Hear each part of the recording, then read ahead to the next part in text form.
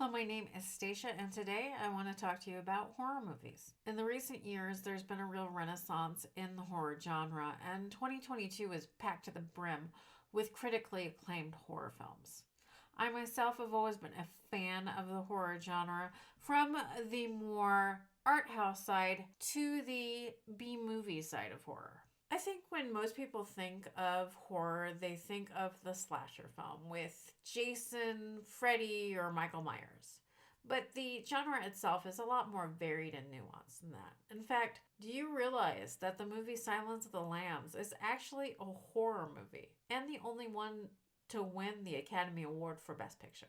This brings me to the question that I posed in the title. Can horror save cinema? And what I mean by this is movie theaters are really struggling right now. And they need things that can put butts in seats.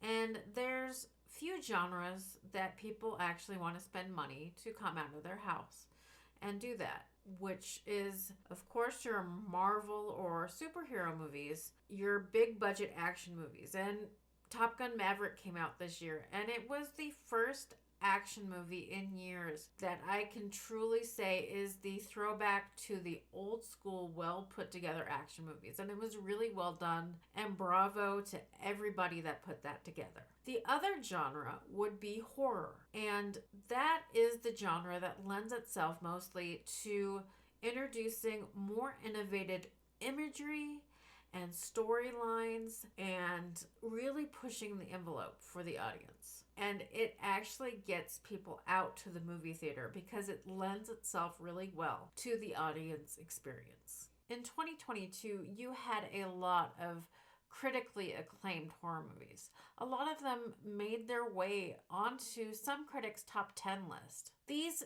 movies tend to be made cheaper without them being cheaply made. And like I said, they ran the gamut in types of horror movies. Oftentimes, these movies were directed by the same person that wrote them. So they had complete control over their artistic vision.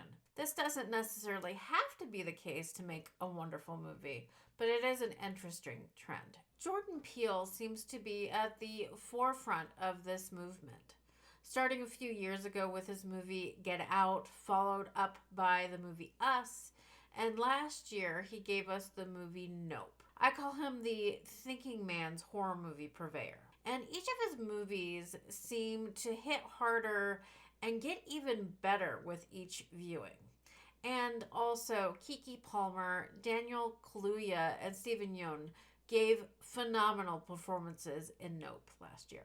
There was Barbarian, which was written and directed by Zach Kreger. It really leaned into the suspense that you can get with horror movies and let the story unfold in front of you and hit you with a shocking turn in the middle. It starred Georgina Campbell, Justin Long, and Bill Skarsgård. The next movie I think of is the movie The Menu, which was not written and directed by the same person. It was actually written by Seth Reese and Will Tracy, but directed by Mark Mylod. This ventures into the torture side of horror, with its story about class and privilege set in the world of ultra-fine dining. It also has several recognizable stars, which I think you're seeing more and more lately of bigger names doing horror movies. Stars in this movie include kind of a horror maven these days in Anya Taylor-Joy. It also has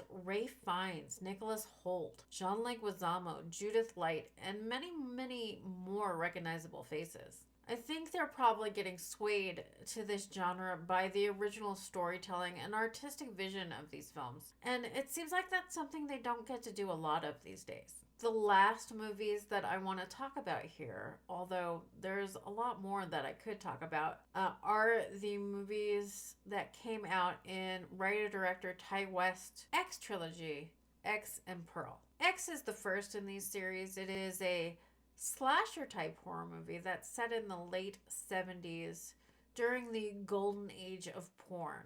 A group of adult film stars sets out to make their artistic porn film in a remote Texas farm. It stars several actors, and let's just say these actors are starring in roles that you really haven't seen them in before. The cast includes Mia Goth, Brittany Snow, Kid Cudi, and Jenna Ortega, who is getting a lot of love for her role in Wednesday right now. Then there is the movie Pearl, which is a prequel to the movie X. It's a killer's origin story. Mia Goth and Ty West actually wrote this over FaceTime during the 2-week period prior to filming the movie X, where they were required to do mandatory quarantine in New Zealand. It is told as a melodramatic character study about Pearl's descent into madness. It also has visual nods to the movie The Wizard of Oz.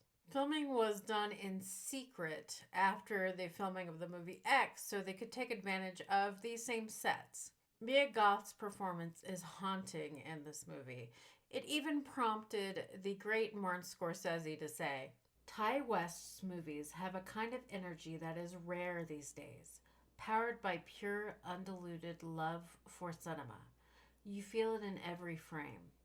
A prequel to X made in a diametrically opposite cinematic register. Think 50 scope color melodramas. Pearl makes for a wild, mesmerizing, deeply, and I mean deeply disturbing 102 minutes. West and his muse and creative partner, Mia Goth, really know how to toy with their audience before they plunge the knife into our chest and start twisting. I was enthralled, then disturbed, then so unsettled that I had trouble getting to sleep, but I couldn't stop watching. Pearl and Top Gun Maverick were by far the best movie watching experiences that I had in a movie theater last year. I can't wait to see the third installment of this trilogy. It's going to be called Maxine and it will come out sometime this year. I see all of these horror movies as a plus for the film world, especially if you want to see more than just action movies inside movie theaters. I think made cheaper without being cheaply made could lend itself to other original genres. And if it does, maybe we could see a renaissance in movies like we did during the 1970s, and I would love that. I want to thank production companies like Blumhouse and A24 for taking chances with these writers and directors, saying, hey, we'll give you a smaller budget, but we will give you creative control. Try to go out there and make something good. It doesn't always work out, but at least they are taking chances. And I also want to say thank you to these writers and directors that truly love the art of movie making. You guys are truly doing the cinematic God's work. These have been my thoughts. I hope you share your thoughts with me. And remember, try to see as many movies as you can, any way you can see them. See you next time.